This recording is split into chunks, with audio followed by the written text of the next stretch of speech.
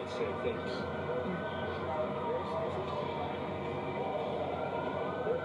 Okay, thank you all. Do you have a question? I wanted to ask, are you looking at any changes to policies or procedures following driving incidents? Well, you know, anytime something occurs, we always do what we call after-action briefings and reports. So we'll take a look at it and see if we need to adjust anything.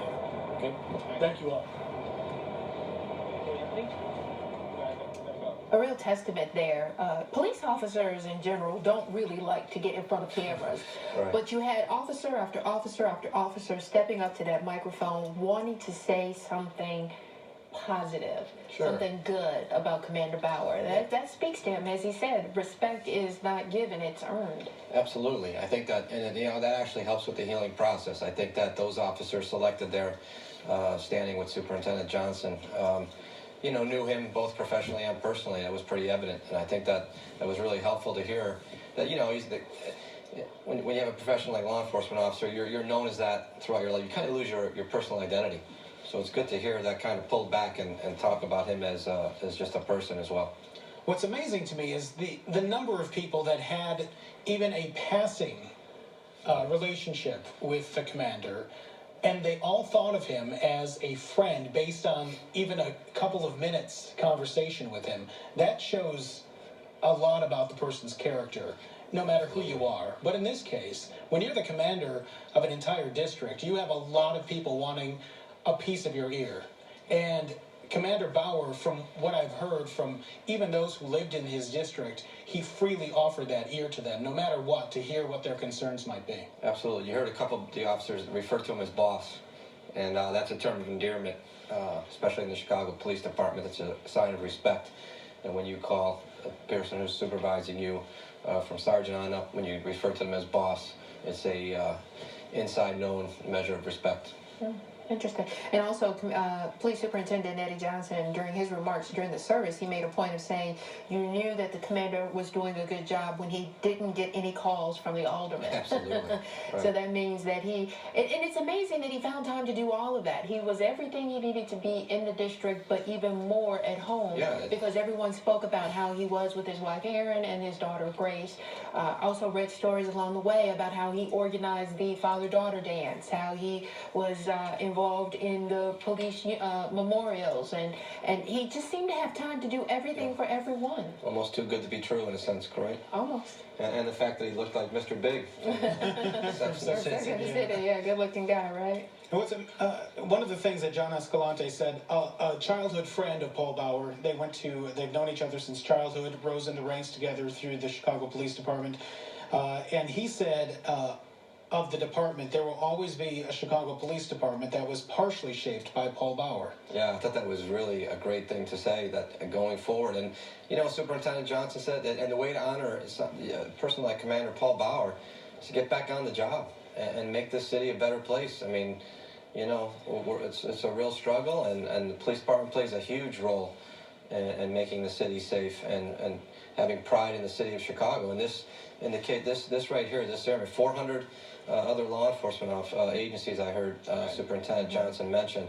Again, and my 25 plus years in law enforcement, and unfortunately attending about a dozen or more of these type of ceremonies, and I think he said it as well, I've never seen the huge response that we're seing here. Well, when we're looking at that shot from Skycam 9, John, and you have met the commander, you were with the U.S. Marshal Service, but when you see this outpouring of support, these cars that are literally blocks long, what is going through your head knowing what type of respect we're being shown? That's exactly what it boils down to. It's just the respect, and I think this is really shaking the city to the core. And again, if anything positive is going to come of it, it's going to be that bond between the community and specifically the Chicago Police Department in this case. And you know, maybe that's something that needed to shake it to that core, is to show that, you know, the city can be united. The buildings that were you know, lit up in blue during the evening, things of this, and I mean, it's almost surreal, right? I mean, you don't see this. It's a great sign of respect. It's a great sign of respect for who he was as a person and as a law enforcement officer. Again, this procession is heading towards Holy Sepulchre Cemetery. The route running along Pershing Road to the Dan Ryan, and then once from the Dan Ryan to 57 South to 111th Street. They'll get off there. Then they'll continue on to Vincennes, and from Vincennes on to Monterey, and then west on Monterey to the cemetery, which is in Alsop.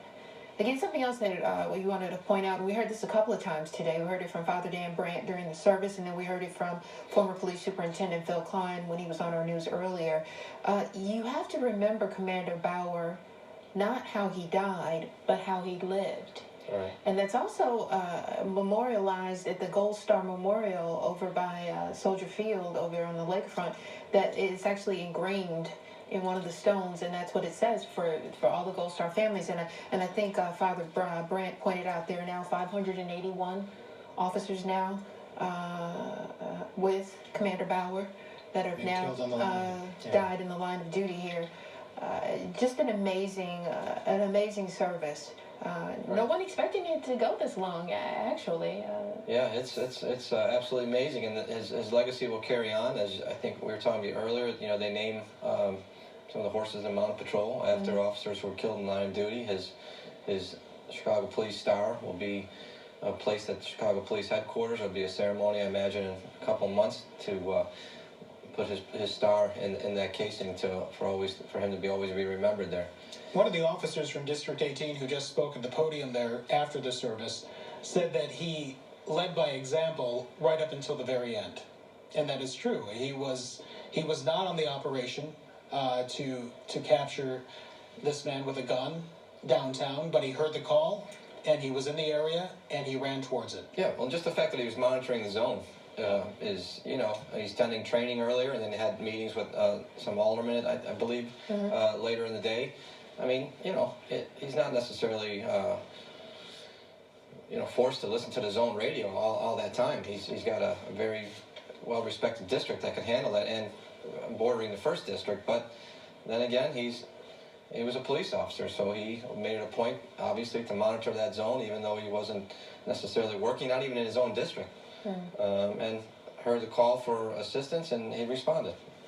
We should also point out that there are several ways that you can honor the Bauer family. Obviously, one was to attend the services today, but there is also a donation that's been set up, the cpdmemorial.org.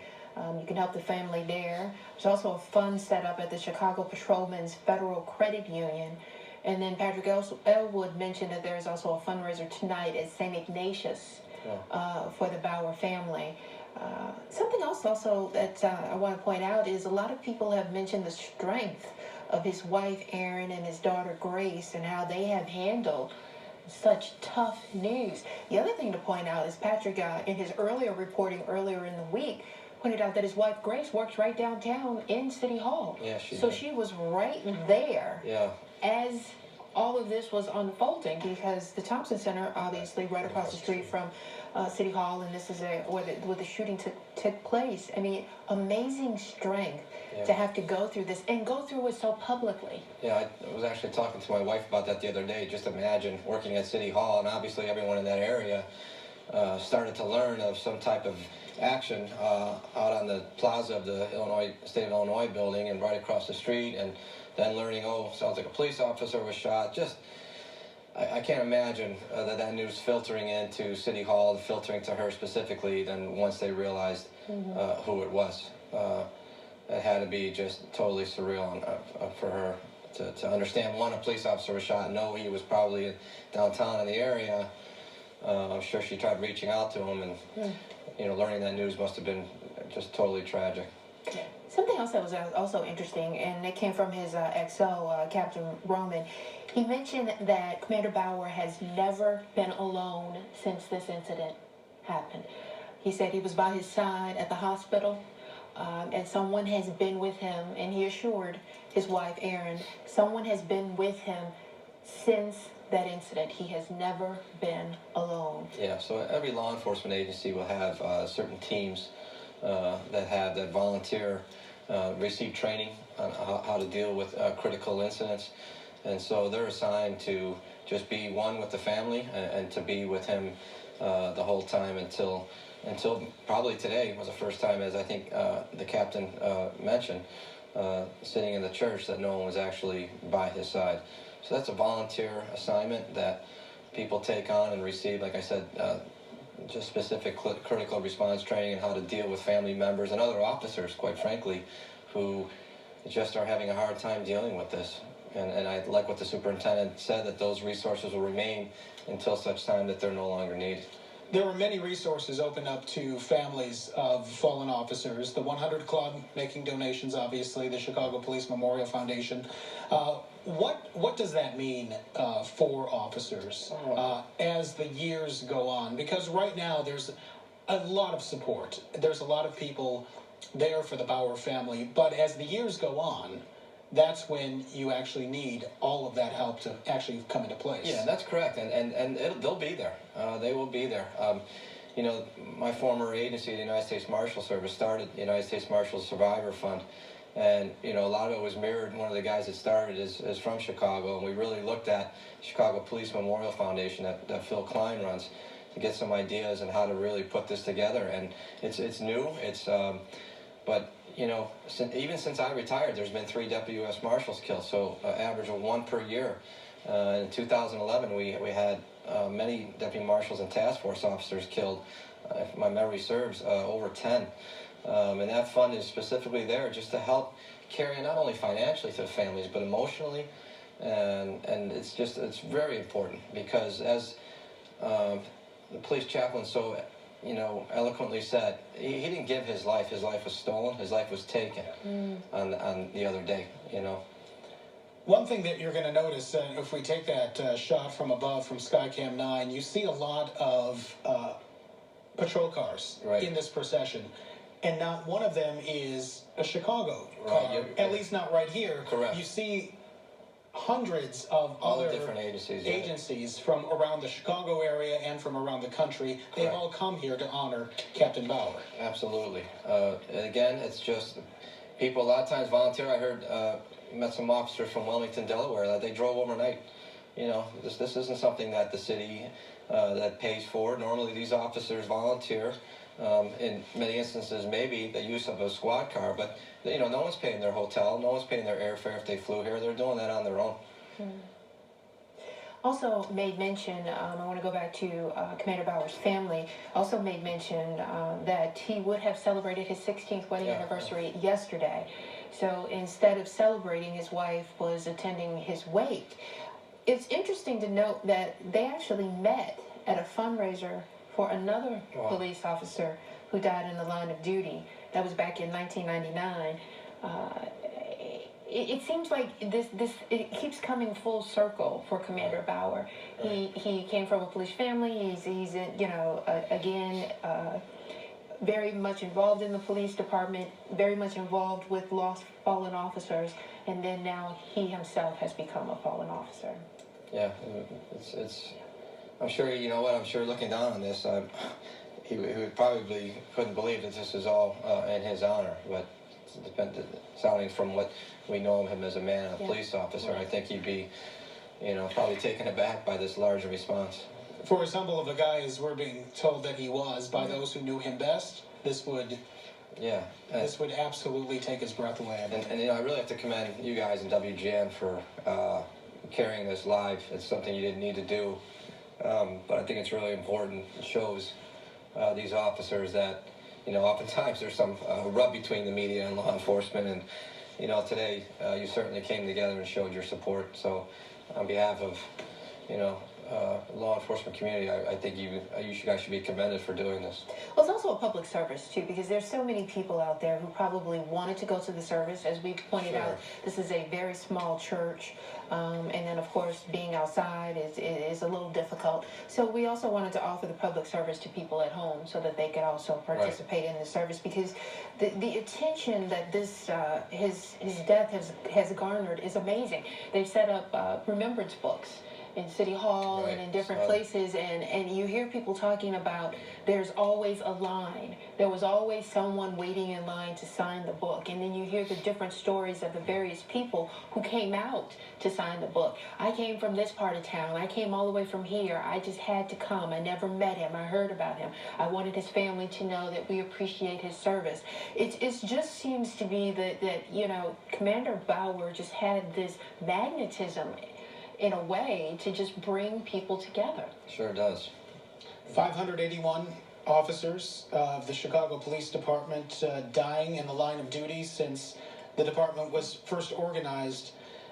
John, how do we make sure that Commander Bauer's legacy is kept intact, and what is the best use of that legacy, do you believe, for the Chicago Police Department? Well, I heard Superintendent Johnson say, talking about naming, I know there's talks of a new police academy, fire academy being built. I don't know if that's something they would consider, or naming the 18th District Police Station. It's fairly new. I don't know if it's named for somebody already, but something along those lines. And I think the biggest thing is for the Chicago police officers in particular, is to take this tragedy, learn from it, and go out to every tour of duty, every shift that they work, and just be the police. Be the police for themselves, be the police for their partners, be the police for the district that they work in, and most importantly, be the police officers for the community of City of Chicago. We really need to stop the pro-police, anti-police, and get the community organized, and know that they're the first line of defense to protect this city. And those citizens who live there, the citizens and people who visit here, it's just extremely important. I think we need to just put that down and take a look at what we're viewing here. Yeah, And this little boy here, and his mom handing out donuts. There we go, Yeah. We've been hearing some reports of that in the neighborhood as those officers were standing there, people from the neighborhood, from the Bridgeport community, coming out, and even beyond that, coming out with treats for these officers who were outside for 2 hours during this funeral mass. right. I imagine hot coffee.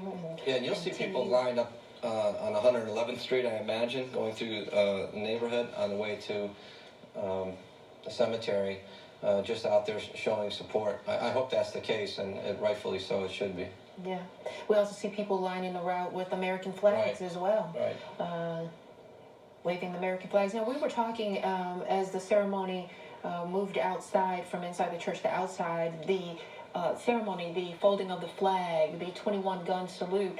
We were all surprised that was done outside the church. We were expecting something like that at the actual funerals, at the burial. Yeah, normally it's done at the cemetery. I don't know, I'm not sure why they did that particular ceremony right there.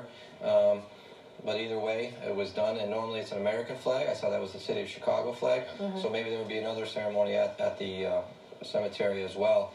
But you saw the honor guard, Chicago Police Honor Guard, who were the ones standing outside with the casket, and again, another volunteer assignment that these police officers undertake.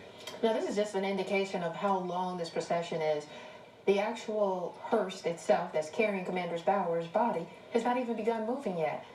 All of these police officers are leading the procession to all the way to Alsop. So this is going to be quite a long procession here. What struck me during this funeral mass is that so many times it's very solemn. Someone, especially in this circumstance, tragically dying at a young age, but there was a lot of humor being brought in here, and a lot of that, as you were talking about, is a officer's sense of humor being brought into the situation. Where you have tragedy, you usually will have some humor being brought into it just to lighten the load. But John Escalante, someone who has known Commander Bauer since they were children, really brought some amazing stories of the personality that Commander Bauer brought to the Chicago Police Department. Right. Yeah, it sounds like, as serious as he was, he also had a side of, he could show his sense of humor. Also making a comment to the priest who was eating at Gibson's, happened to run across him as he was on patrol. Again, another indication of the type of officer he was. He's basically on foot patrol in the 18th District over by Gibson's, where he could have easily been behind his desk doing administrative tasks, but he was out there checking out the neighborhood. Interesting too, also I want to point out, I mentioned earlier, former Mayor Richard Daley there at the service. You don't see him out very often. And then for him to actually make an appearance at this service also is another indication of just the connection that Commander Bauer had with people that he's run across. Well, you know, you got a copper that's from Mayor Daley's neighborhood, right? He's a neighborhood guy, so that could be, maybe he knows the family, and maybe he knew Commander Bauer personally. I'm not sure, but it was good. It was nice to see him out there and showing support for the city. Yeah. What does it say to you, John, when we have somebody who rises through the ranks, through officer, sergeant, and it goes into a leadership role within the Chicago Police Department and rises to the level of commander, and then when he gets there, makes such an impact on a district that you not only have his officers mourning his loss here, but an entire district of residents who are there. Some people will live their entire lives in Chicago not knowing who their police commander was. Exactly. And the people of the 18th district knew who their commander was. Yeah, I saw coffee with the commander. I heard that was one of his things. And again, I'm sure it sounds like he was extremely, extremely proactive. And I think the phrase was that he told his colleagues that he owned the district. Yeah. And, you know, and Superintendent Johnson, and I'm sure was extremely pleased to have someone like Commander Bauer in charge of the 18th district, because quite frankly, when you have someone of that capabilities and, you know, can hold himself and the whole district accountable, it takes a little bit of the pressure off the superintendent, quite frankly. That he can concentrate on other districts that are not, that are having some problems. As we wait for the hearse now to move, I mean, we're still waiting on these hundreds of squads from other districts and from other agencies. Not to mention the family as well. Not to mention the family who is also sitting there. What must be going through their minds, do you think, to see this outpouring of support?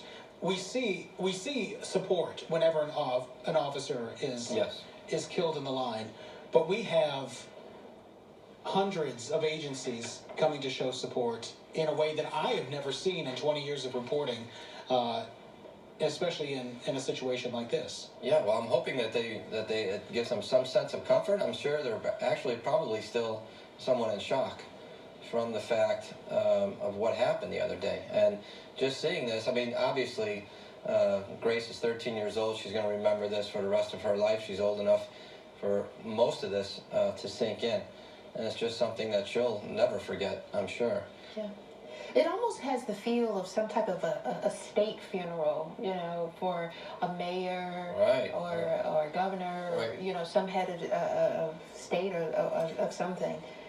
It's just amazing. You know, you point out in 20 years you've never seen anything like this. I mean, the only time I've ever seen something like this is when you've seen a president or someone of that nature pass away. Right, yeah, it's, again, of all the services for law enforcement I've seen, the one that really stuck out, as I mentioned, was 2011 for Deputy Marshal Derek Hotzenpiller, where the whole town was shut down and came out in support, similar to this, but not in as large a scope as this, but almost. Yeah, but it was a smaller town in West Virginia, Smaller town, right. Yeah, you have the city of Chicago, third largest city in the country. Right. To see something like this for a commander is just, it's amazing. It certainly is. Absolutely amazing. So just as a note here, backing away from Paul Bauer, but the procession itself is lengthy, and if you are traveling on the southwest sides, in the suburbs as well, you are going to see this procession go through. As a reminder to folks, of course, being the people that we are here in Chicago, will show respect, but many will turn on their headlights as a sign of respect as the procession goes through, but you will also be asked to kind of pull over and wait for this procession to pass, and it's going to be quite a procession, quite a lengthy procession. So go show your respect for the commander, of course, but if you need to get somewhere, try to reroute yourself around where this is going to be going. It looks like there are police barricades preventing people from... Yeah, they'll shut down every cross-traffic street from here all the way to the cemetery. Yeah. What we don't want either is someone getting hurt by getting into traffic, either on foot or another vehicle. as you mentioned, it's going to be an inconvenience based on the size and the distance between the church and the cemetery. But you know, it's just going to have to. People are just going to have to be patient if they're stuck in traffic. Well, we saw this earlier in the week. We saw this on Tuesday after the shooting, leaving Northwestern Memorial Hospital, heading to the west side to the medical examiner's office. Huge procession again. In fact, parts of the Eisenhower were shut down as the body made its way to the medical examiner, and I also understand then the entire 18th district was participating in that procession there. Again, we had another procession from the medical examiner's office and then to the funeral home, and then again from the funeral home to the church. So this area has seen quite a few closures this past week in relation to Commander Bauer's death, but this is by far the biggest, I would have to say, the biggest and the longest. And there's procedures that they have written in place on how to, as you saw, they really put this together in a short period of time, considering the size and the breadth of this service.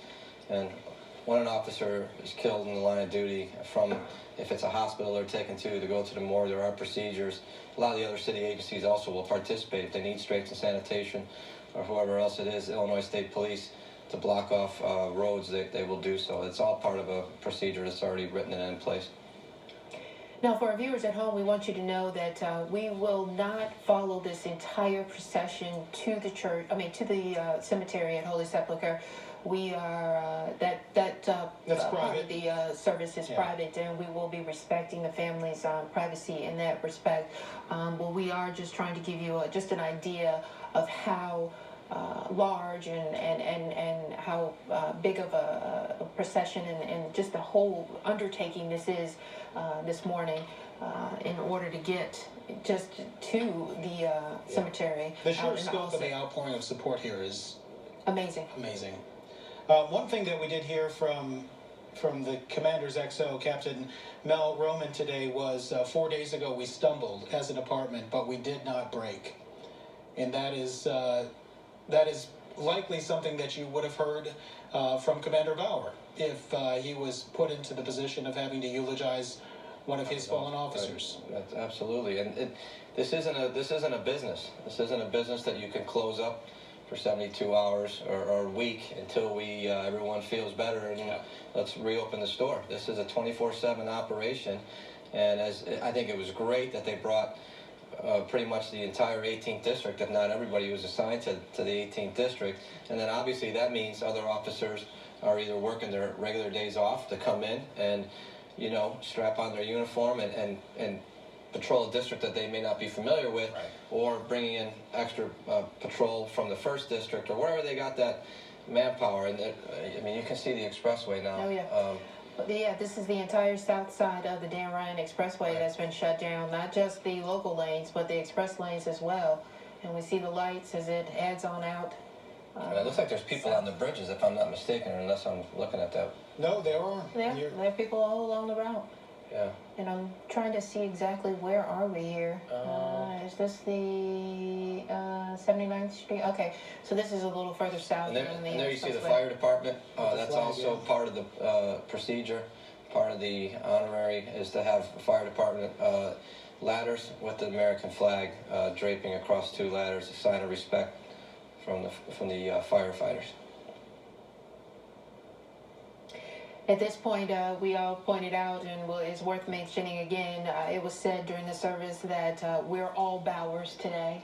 We're all police department today. And then certainly the respect here from the fire department, the people who have lined the routes. It's certainly a feeling that everyone has really taken his death to heart. And we're pausing to reflect on this man, and as I pointed out to Sean earlier this week, some of the activists, community activists in the area actually paying respect to Commander Bauer. And you talk about a friction relationship, community activists and police, they have not always seen eye to eye on a lot of things, but when you have people who stand on opposite sides, commending, you know, the other and paying their respects, it also, yet again, another sign of what Commander Bauer meant to the community. Sure, and I think that, you know, it's good that they can put aside any of the issues right now. Just to pause for a second, as you mentioned, to pay respect and then get back down to the business of how do we make those and help heal and build better relationships. That can be done after this is over. But, it's a daily battle, and it's something that they should continue to do. Community activists, the leadership of the police department, all the way down to when the police officer is either in the academy or just graduated from the academy. Well, you take a look at this. You think that this is starting at 39th Street on the south side, and it goes all the way down the Dan Ryan, all the way to 111th after they get onto I-57. That entire stretch of the Dan Ryan is shut down. Right. And it goes to show, as you see the northbound traffic, the inbound traffic on the Dan Ryan there, those cars are slowing down. It's not heavily traveled right in that section, but everyone is slowed down to take a look. Some may be wondering if they're out of town, what's going on. Right. But many others are very well aware of Commander Bauer and what he meant to the Chicago Police Department and what he meant to the city of Chicago. Yeah, I envisioned from this and what I saw yesterday, I didn't think it would be this large, but I imagine if your helicopter stays with the footage, that 111th Street will be lined side to side, almost like akin to a parade. Yeah. I think you'll see people out there because of the weather is cooperating. I think you'll see people lined up on both sides of 111th Street all the way into Alsip. John, have you ever seen anything like this? You've been to dozens of funerals for fallen officers. Have you ever seen an outpouring like this? I have not. I've never seen this. It's very similar, but not to this scale and scope of this. We also should mention that former First Deputy Superintendent John Escalante pointed out something that we mentioned earlier, was the fact that the Blackhawks also took time to remember Commander Bauer at a game Thursday before. They had a moment of silence. But also on Friday, yesterday, several of the players, Patrick Kane, Duncan Keith, Patrick Sharp, and Brent Seabrook, all came out to the church.